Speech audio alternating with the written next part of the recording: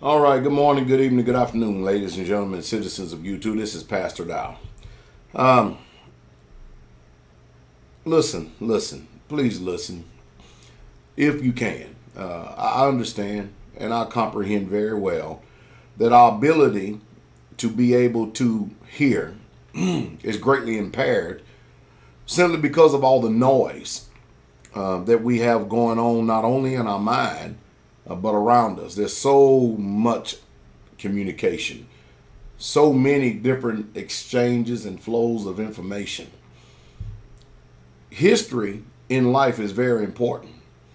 And there's an old saying, if you do not know history, you are destined to repeat the same mistakes of the past. And Scripture says that there's nothing new under the sun.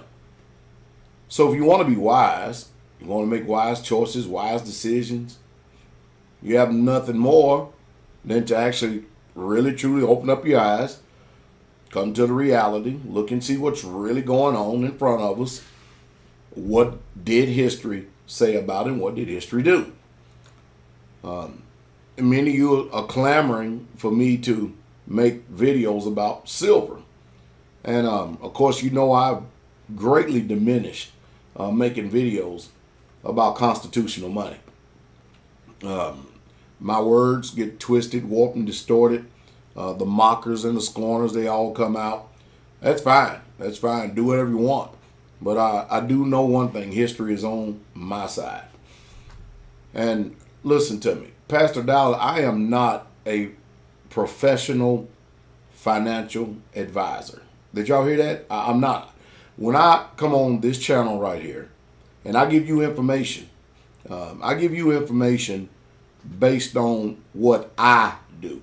I don't have what you'll call their license to tell you what to do with money. I'm only telling you exactly what I do and what I would do and what I would not do. And thus far, I made a lot of sound choices and wise decisions. And I still have many more to make. The reason why I don't talk about silver no more, because it's already, the market is flooded. Everybody's talking about it. Everybody's talking about silver. Everybody's talking about gold. They're talking about it. And there's plenty of people out there that's a whole lot more intelligent, a whole lot more educated than I am concerning the money supply, the money system. And so I try my best to keep things simple so that the small person like myself, we can be informed. I personally have a love for people. I don't ever lie to you, regardless of whether you like my method, mode of the delivery or not. It's never my intent to lie to you, and I'm not going to lie to you. But when you look at the history of this country, it's clear the financial sickness that we're in. If you continue to keep listening to these intellectually schizophrenic people out here, you will repeat the same mistakes of the past. My advice, my personal advice, first and foremost to myself, and if you pick and choose to listen to it, that's totally up to you. You don't have to. But the one thing I will not do is insult you for not choosing to follow my advice, because after all, it's your prerogative. Given history and the history of this country and the presidents, when they're forced to do certain things simply because we are a debt-based economy, the last thing I would do is keep money in a retirement account. I understand that that's your parachute. I understand that that is your nest egg, because these people have convinced you greatly. I mean, why you think they give the term to a lot of these financial advisors out there called brokers? That's because they're broker than you are. I told you years and years and years ago that when government is desperate, when they are very, very desperate, they, number one, they don't care about what the Constitution says. The courts do not care about what the Constitution says. Have you seen it? Have you not seen what happens in these kangaroo courts in this country right here? The courts always side with government. The Constitution is almost like a piece of Charmin toilet paper. It's an old relic. Nobody is really truly following it. Now, you hear people talking about it all the time, but that doesn't mean that they're going to follow it. And people find themselves powerless against such a machine.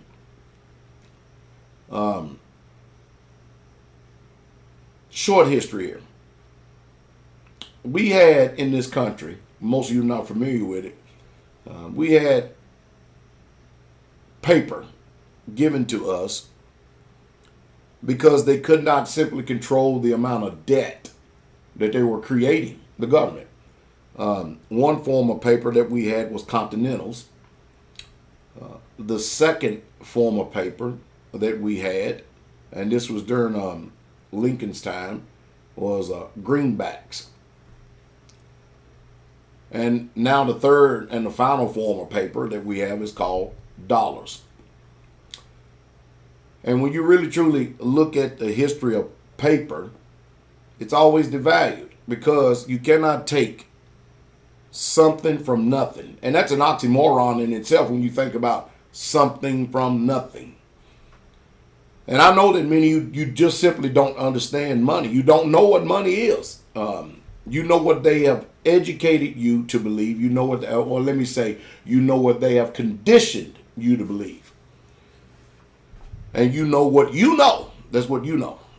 And you know what, at this particular time, that you can use for a medium of exchange for goods and services, and to you, that's money. But you're going to find out real soon that the ground beneath your feet is just about to give way. Our government is, through a stroke of a pen, because they're desperate, has literally reduced the national debt quite a few times by simply invading paper money. Stocks, your stocks, bonds, mutual funds, IRAs, retirement accounts, 401ks, everything you have been trusted to believe in, nothing tangible now, but you just trust it, believe it because it's on a simple piece of paper. And government has this uncanny ability that after they confiscate your wealth, they know how to devalue what they've given you, such as in 1933. The government put out an edict, made a law, that all Americans need to turn in their gold. And they would give you a certificate. And immediately after they did that, they raised the value of the gold and devalued your currency. And most people don't understand this type of confiscation because if you've never experienced it, then financial Armageddon is a farce to you because you don't think it's going to happen. Right now, again, and if you've been paying attention to recent history, people's retirement accounts are reducing. Do you know the reason why? We're sitting at $20 trillion. That's what they tell us. Now, I'm pretty pessimistic. I don't believe a word that government is saying because government has the attitude, ask not what your country can do for you, but you ask what you can do for your country. And you don't have a country. You have a corporation that's posing as a country. You have something fictitious in your mind. And it's all abstract. Of course, that is the thought of Hellenistic thinking, though, isn't it? Everything is dualistic and nothing is concrete in nature. But if you think that paper in the bank is money, or paper in some of these brokerage firms, or paper in forced government bonds is actual money in a store of wealth, hey, more power to you. Hey, I support your right to be dumb on purpose. I really, truly do. And don't get mad at me. And don't think I'm insulting you any way, shape, fashion, or form because that's what you choose to believe. That's your prerogative. I'm only here for the less than 1%, the 0.00009 that will actually hear. That's it. I don't give two dead flies about people who don't hear what I have to say. I'm not interested in those. I don't put my time, energy, nor effort into those people, because those people are still going to be in the same condition and the same mindset 5 years from now that they are today. And they're not going to be better off. They're going to be worse because of their lethargic mindset and their refusal to actually do something about this situation. So that's none of my business. All I am doing is presenting information to those who have the ears to hear. Here we are 46 years later from 1970 at a stroke of the pen. We can't even now wage dollars to gold. And the black oil has all but literally done taken over the whole entire world. And they've got you believing that we really truly care about other nations. No, we don't. Yeah, we do. Yeah, let me rephrase that. We do care about other nations. We care about their resources. That's it. America's greed is just utterly off the chains. The government is going to come after your retirement accounts. Sorry, that's just history. They're going to do it. $20 trillion in debt and just about, what, $25 trillion that is just sitting there. Nobody's touching it and nobody's bothering it in retirement accounts. Man, the government sees this as an opportunity to be able to reduce debt.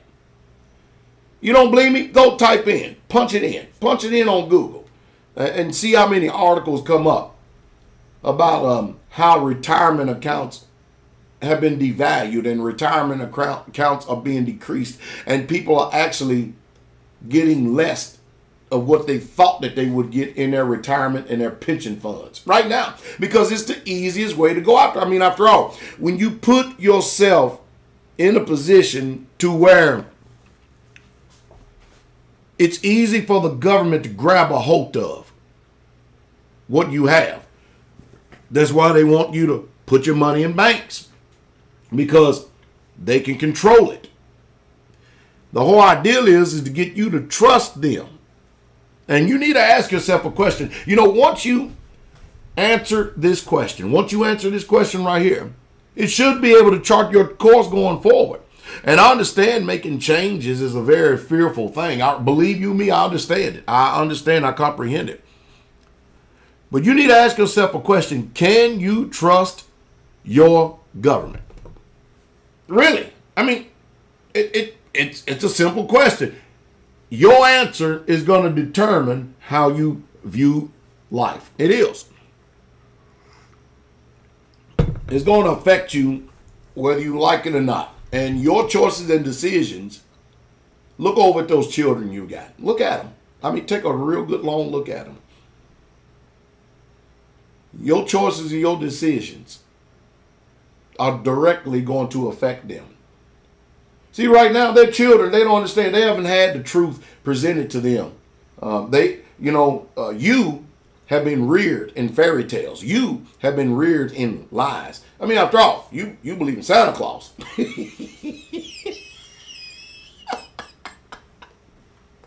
Ain't nothing I can do about that. Now, I'm laughing, but do not let my laughter be an insult, because some of you passionately believe in it.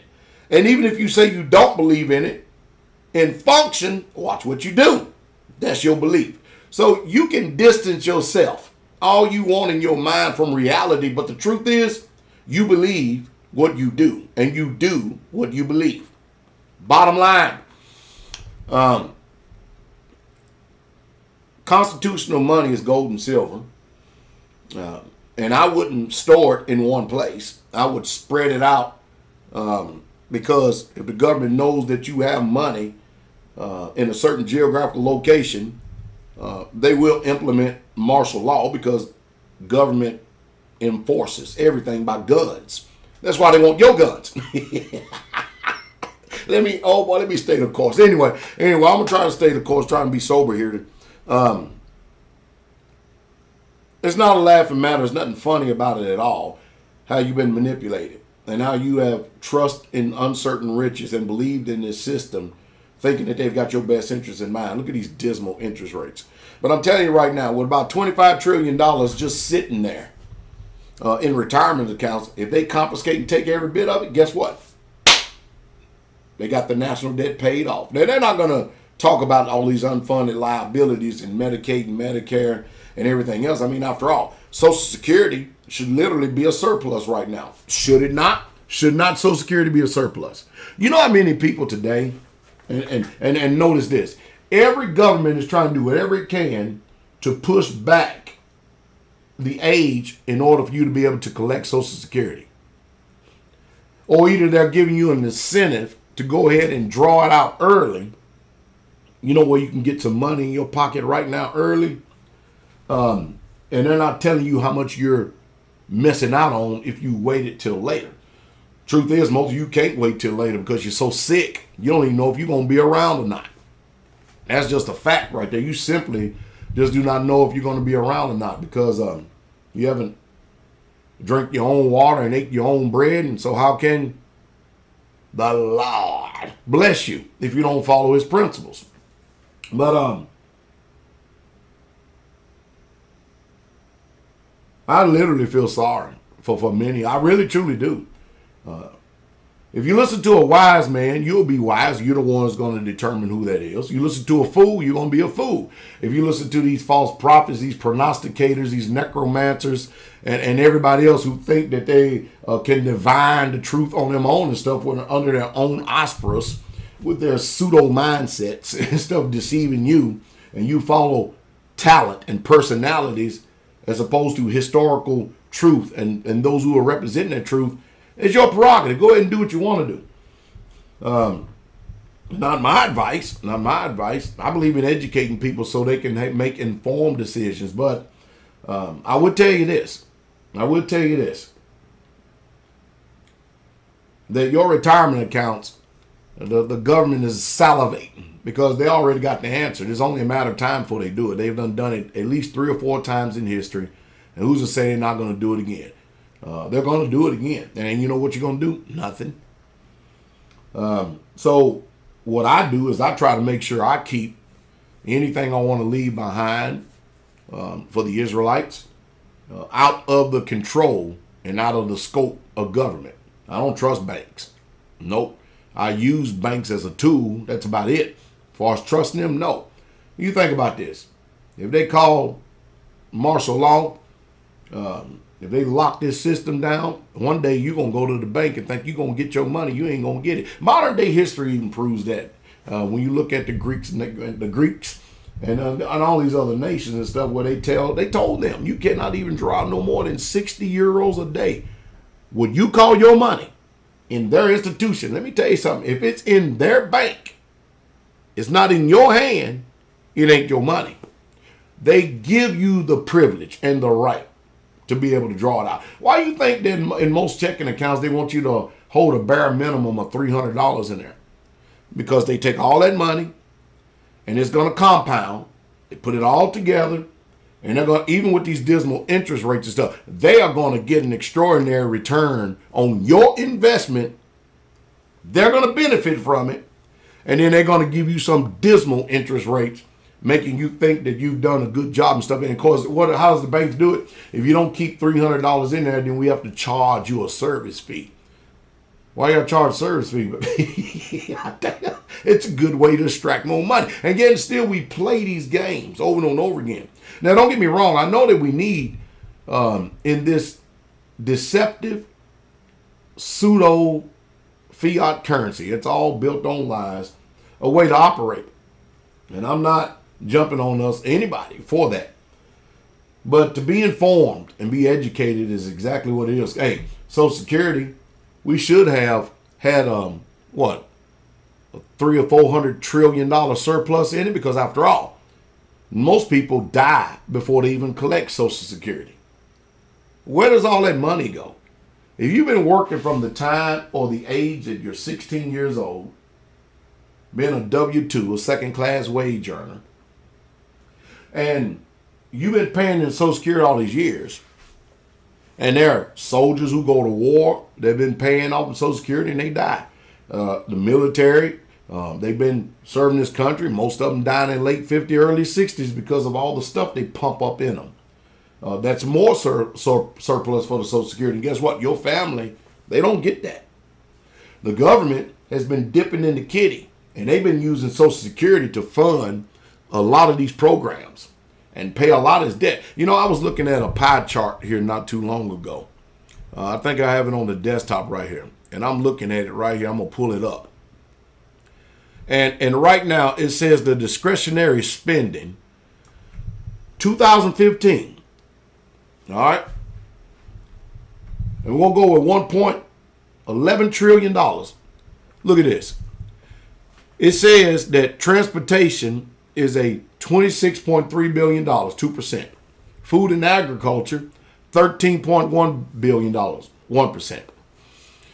Social Security, unemployment, and labor, $29.1 billion, 3%. Science, $29.7 billion, 3%. Energy and environment, $39.1 billion, 3%. International affairs, $40.9 billion, 4%. Look at this. Housing and community, $63.2 billion, or 6%. Listen, it gets better. Don't let these don't go to sleep. Don't fall asleep on me. Listen to me, because I'm getting ready to get into something right here. I'm going to show you something. Veteran benefits, $65.3 billion, 6% of discretionary spending.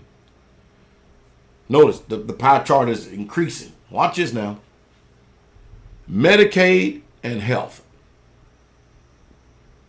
$66 billion, or 6%. You see where all this money is going? Education, $70 billion, 6%. Now you see the reason why come they want you to keep continually going out there and they keep touting education, because they want you to keep putting money into this system, knowing full well you ain't going to have no jobs when you get out. Look at this. Government.